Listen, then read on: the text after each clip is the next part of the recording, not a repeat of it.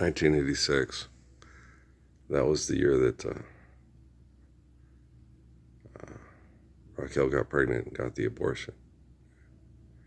And then 88 and was the year that Yolanda got pregnant. And then Steffi said that, in 89, in January, that she went somewhere and came back all depressed. And during that weekend, that she didn't go out. And then Law wrote me and said that she wasn't having the baby anymore. So it's entirely tangible, given the scientific study of both of them, that both young boys were extracted and plugged into computers like so the United States is so arrogant because they would have the one most like King Solomon and possibly Absalom or Uriah, we don't know, plugged into supercomputers. And because the spirit of the boys are so strong and calm and wise, but the whole intent with my offspring through black women was to try to arrange conditions to get one like Solomon, Absalom and Uriah, okay, to try to put him into tribal warfare conditions mentally and emotionally to see which one would win.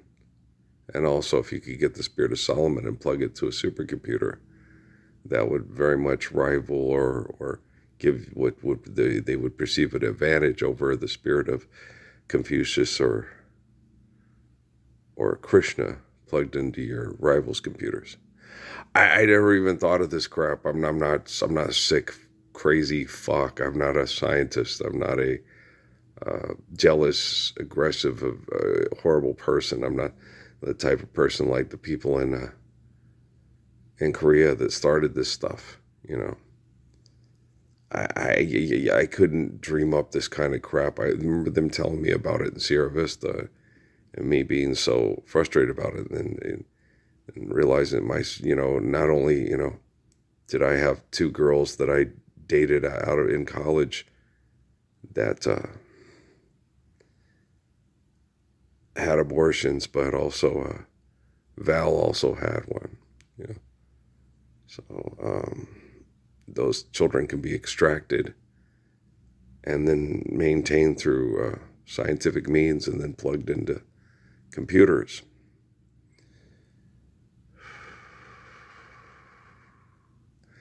Hey, you couldn't dream this shit up. When they explained it to me in Sierra Vista, I was like, oh, God dang. I had to think of any way, in every way to get these poor people, unplugged from computers. It's just like a story out of the Matrix, when they told me about it. And they told me that they would take these kids and they would have once they were, extracted, I don't know if it could be surrogate done or done in some kind of a machine manner. My best guess would be some kind of an extraction with a surrogate. I don't know. I don't know what they were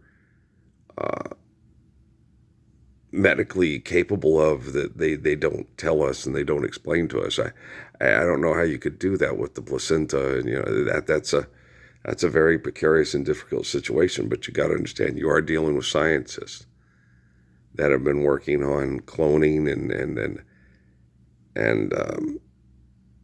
different kinds of you're talking about people that have no moral values to sustain them from doing manipulative, hideous things, and no boundaries, no checks or balances. So you're dealing with people that feel like they have no rules and they're completely invincible, and they're trying to do things, to put their brains on all-powerful, all-seeing robotics technologies, and having stem cell and research and medical research of cloning that they've been doing since Dolly the lamb. So they literally feel invincible and undefeatable.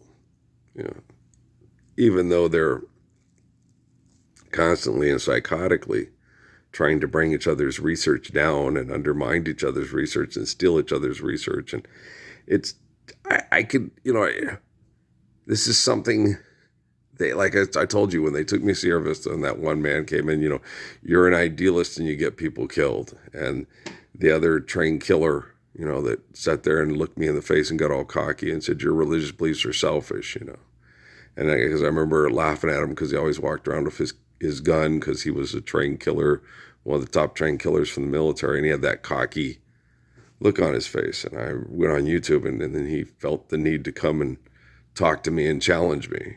And when he was doing it, I'm sitting there thinking, you do know I could just grab you real quick and shove your gun up your ass and jockson the ceiling with it because of what you've done to my family and what you're a part of doing to my family and what you're still going to do to my family. So I could just kill you right on the spot. There's no way you could stop me. I'm quicker than you. I'm more intelligent than you.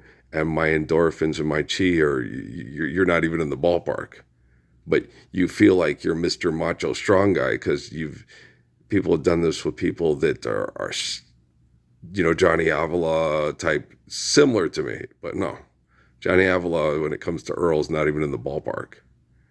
You're talking about a guy, when you come up on a young lady to try to sexually aggressively abuse her, take advantage of her, I won't even feel you when we encounter each other, and then I'll go through you like a hot knife through butter.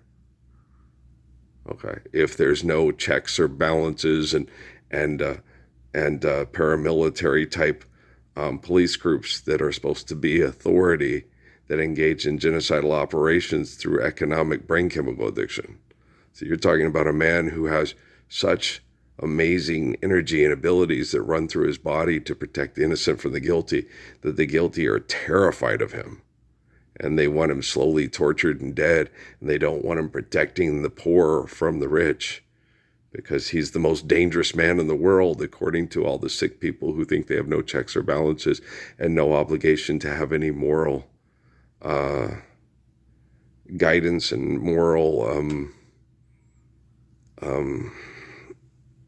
humble understanding of eternal natural laws to sustain our lives through holy covenants and making love and reproducing children. So you're talking about people who took my two oldest sons and plugged them into computers and probably still have them plugged into computers.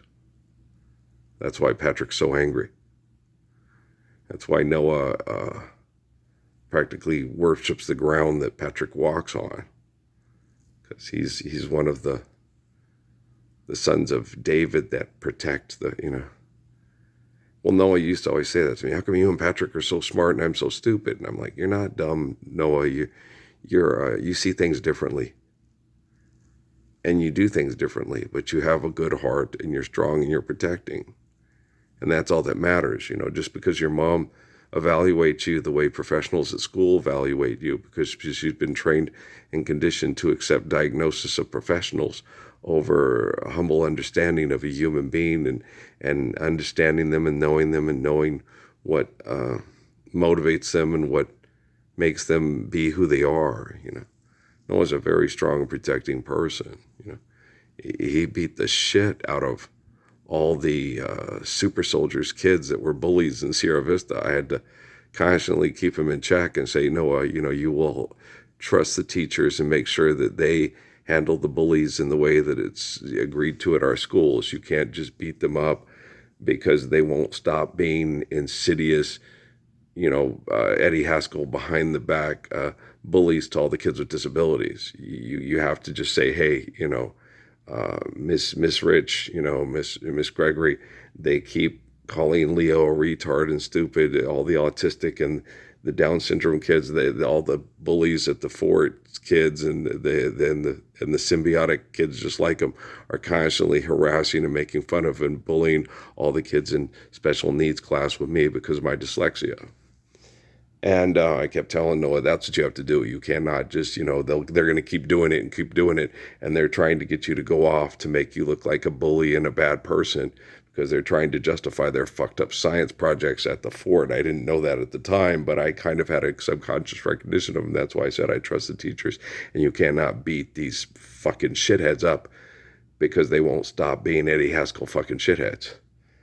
And so, and that's all the teachers, the women at the school were so excited because they said, you got a white Mike Tyson here, or, America's Paul, state of Paul, or whatever. And you won't encourage him to beat people up. You encourage him to be kind and protecting and be gentle. So the kids with autism and Down syndrome know they have a kind protector who appreciates and loves them and isn't abusive of them and understands that they need protection from the normal children like I had when I worked at Latch. Right. Okay, guys, I'm going to load this one up. Better load fast. If it doesn't load fast, we know I'm still having to work hard on the AGI, and these people that are supposed to protect us with technology are very, very sick people and need correction, but apparently we have help on the inside. Okay, guys, I love you. Peace out.